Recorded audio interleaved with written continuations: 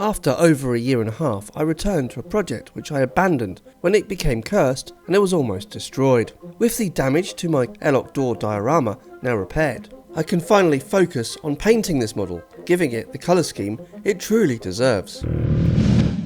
Greetings fellow Earthlings and welcome back to Darlingbrough Sci-Fi Builds. In order to start the painting process, the first thing I had to do was disassemble the model. Now this wasn't too difficult, as I designed all the artificial parts to come away from the rocky backdrop without too much of an issue.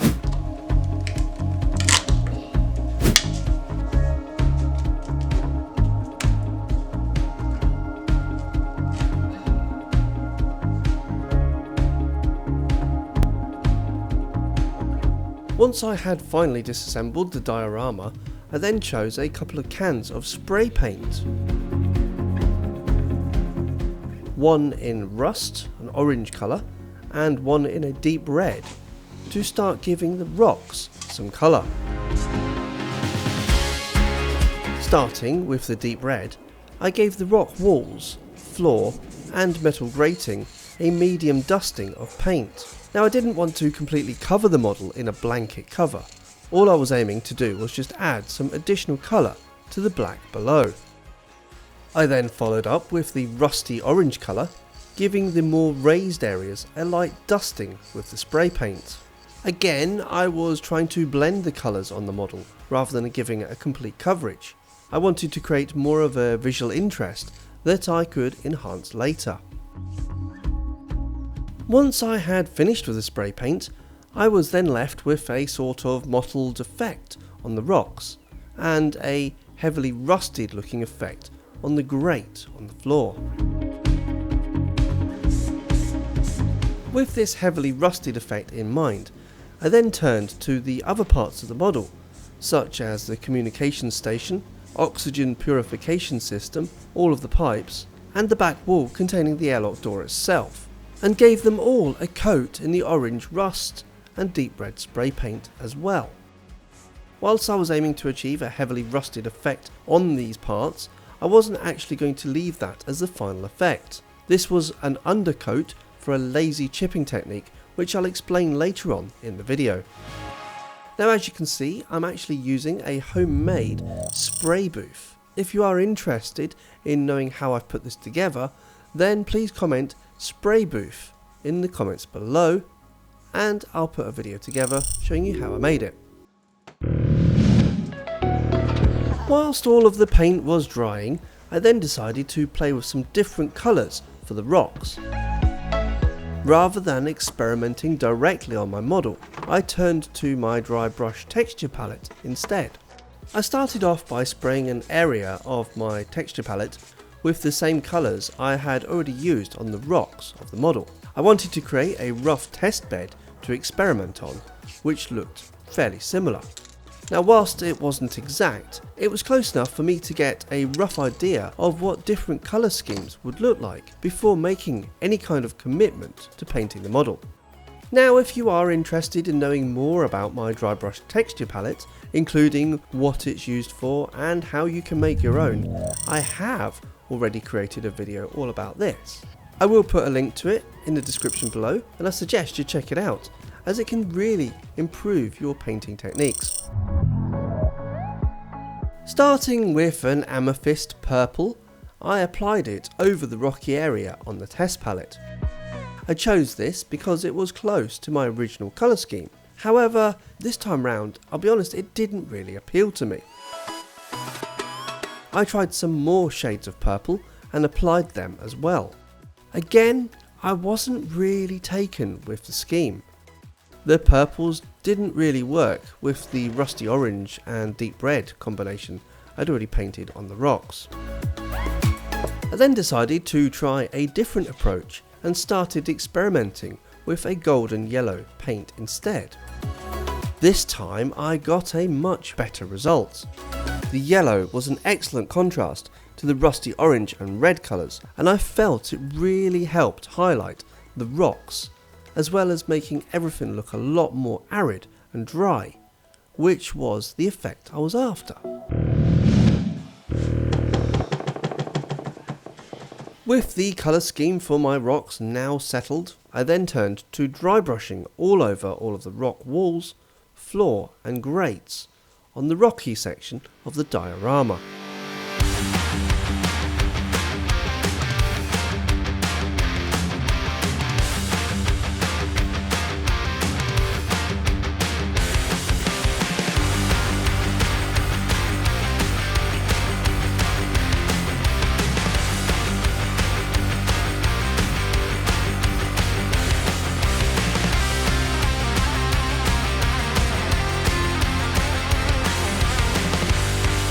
By the way, if you are interested in watching me paint this part of the model in more detail, I have released an extended version of this clip which will be available on my Buy Me a Coffee page, completely free. Now whilst you're on the Buy Me a Coffee page, if you do fancy making a donation which goes towards tools, equipment and materials, then it would be greatly appreciated. In addition, if you are interested in signing up to become a member of the page, then you can get access to exclusive behind the scenes videos, interesting photos and early video releases of not just this channel but my Darlingbrough Model Railway channel as well. Now obviously there is absolutely no obligation whatsoever, however if you do like this channel and you want to support me, that's just one of the ways you can help. Thank you. It was then time to turn my attention to the other parts of the model. I decided I wanted a metallic looking finish with a bright contrasting accent colour as well. I mixed up some metallic steel colours off camera, filled my airbrush, and after some test sprays onto some paper, I set to work painting the oxygen regeneration unit, giving it a top coat over the heavy rust colours underneath.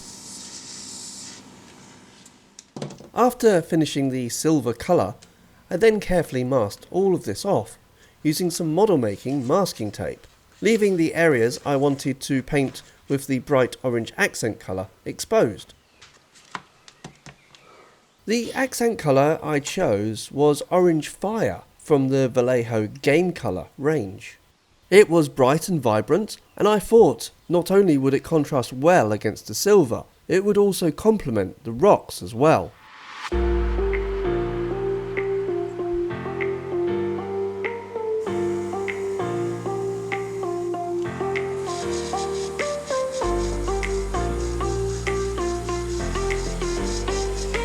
I sprayed multiple layers of the orange fire onto the exposed areas, building up a thick and even coverage.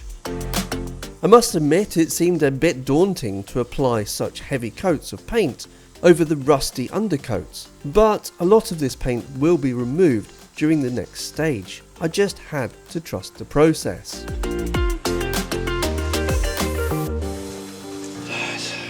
After the orange fire paint had dried, it was then time to unmask the rest of the model. I was worried about removing the tape, as I had issues with masking tape pulling paint off in the past. But I had to admit this tape came away very easily, with no issues at all. In fact, it was actually very satisfying, and I was delighted to see the final results. Now I must admit that the masking tape I have always used for models in the past has always been either the cheap stuff from pound shops or DIY shops, or stuff like this from hardware stores. And the problem with these is they're actually designed for decorating rather than model making. As such, the adhesion levels are a lot stronger, and that means that when you come to remove them from a model, you're a lot more likely to pull paint off your model instead. However, this stuff is an absolute game changer. It's designed specifically for model building, and as such the adhesion levels are a lot less, meaning that you're not going to pull paint off your model when you come to remove it. I actually went ahead and bought a big pile of masking tape in various thicknesses from Temu of all places. I must admit, I thought it was excellent value for money, and whilst I'm not sponsored by Temu in any way, I will put a link in the description down below, so if you are looking for model making masking tape, then check it out, because I personally recommend it. When painting the rest of the model components, I decided it would be easier to paint the accent colour areas first instead.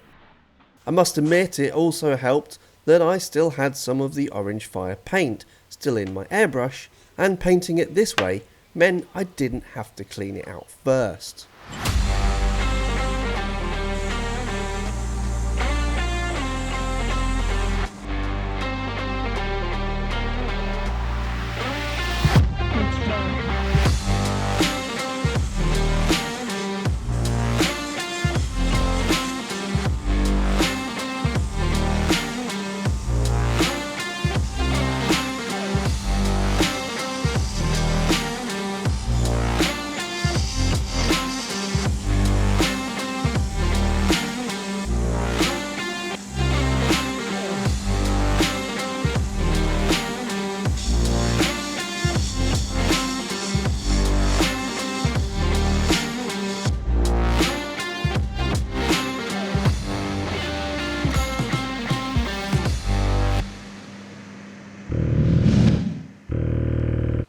Once again, it was then time to mask off these areas, making sure that I got clean edges around the orange accent parts.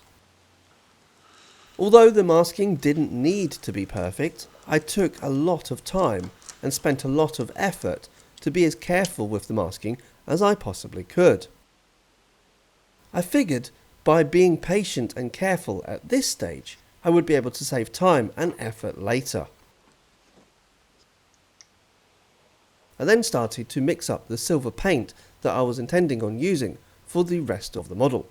Some Vallejo steel, yellow and white were all mixed together with a few drops of thinner to make sure that the paint was thin enough to spray through the airbrush. As an extra precaution, I added an additional few drops of thinner to the cup of the airbrush before adding the paint. This was so I could make sure that the paint was thin enough to spray evenly and that I wouldn't have any blockages, causing me frustration when I came to spray the paint. As one final test before finally committing the paint to the model, I gave my dry brush texture palette a quick spray with the silver to make sure that I was happy with the colour. The paint colour was ideal and it was working nicely through the airbrush. All that was left to do was to paint the rest of the model.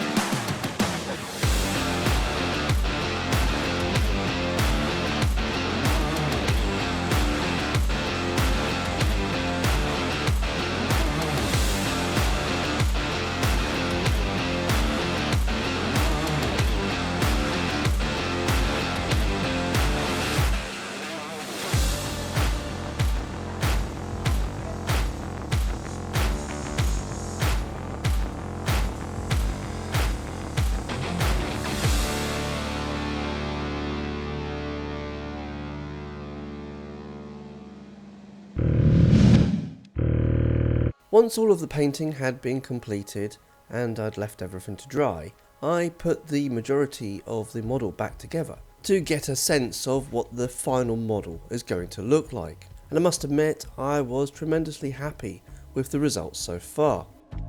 It's the first time I've seen a model at this stage of completion. However, the model hasn't been completed just yet. There is still some work to do. The first step was to remove all of the masking tape from all of the parts of the model. As I mentioned earlier, using this type of masking tape meant that removing it was actually very therapeutic. And I must admit, I found it incredibly gratifying as each part of the orange accent colour was finally revealed.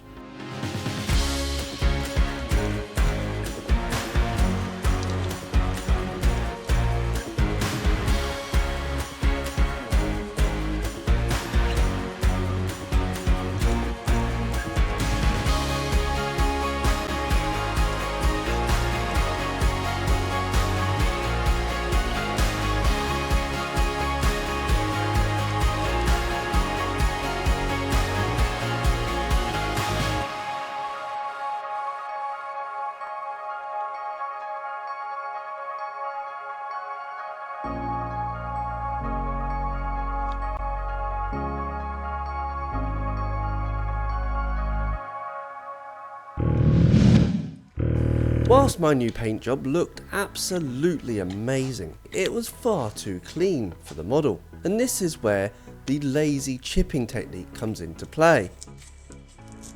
The lazy chipping technique is a method of weathering where you can expose layers of paint from underneath by carefully scratching away at the top surface with a variety of different tools, including emery boards, nail files, sandpaper and small files. I started to carefully scratch away at the new paint job in order to expose the rusty orange and red layer underneath. Revealing this layer gave the appearance that the paint had either worn away or had rusted over time. I focused on areas where I felt natural wear would occur, and by revealing the layer underneath, it started to give the model an aged, weathered and slightly corroded appearance. I noticed that by adjusting the pressure and amount of filing I applied, I could control how heavily weathered I could make the areas look. In addition, any of the panels where damage had been applied received more attention as well. I even used the abrasive side of a washing up sponge to apply extra weathering to this area. I also focused on the edges of panels more, as these would naturally become more rusted than the middle of the panels. As I was applying the chipping, I must admit I found it quite difficult to see exactly how effective it was. But if you check out these before and after photos, you can see how a little effort really goes a long way to creating more realistic results. When it came to the top panel above the airlock door, I felt the weathering would be more faded rather than chipped away.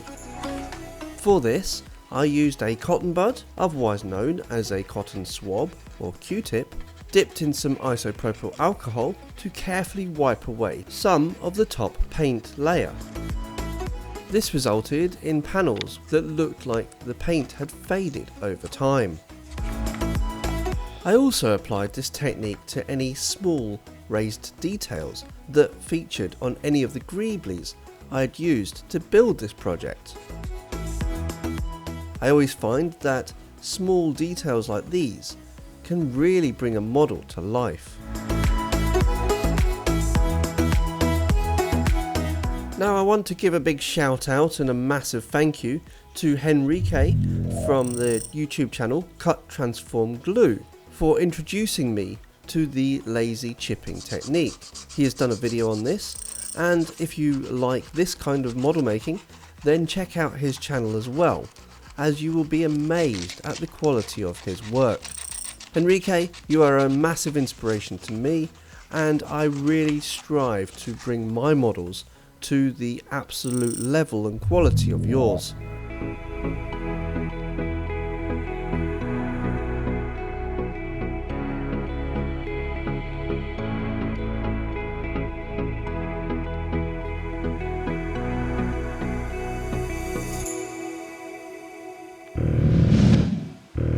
And here we are. As you can see, the model has come on leaps and bounds since I started working on it again. Now I must admit that when I first abandoned this project, I had lost all interest in it at the time. It had become more frustrating than fulfilling, and I really just couldn't be bothered with it anymore. However, since revisiting the project, I've fallen in love with it all over again, and I really have enjoyed bringing it from where it was, which was basically destroyed, to where it is now. And I'm really looking forward to adding the final touches and really finishing it off, which is exactly what I'll be doing in my next video on the series. So make sure that you have subscribed to the channel so you don't miss out. In the meantime, I hope you like this video. Check out this video where I talk about my dry brush texture palette, and until next time, hasta la vista, I'll be back.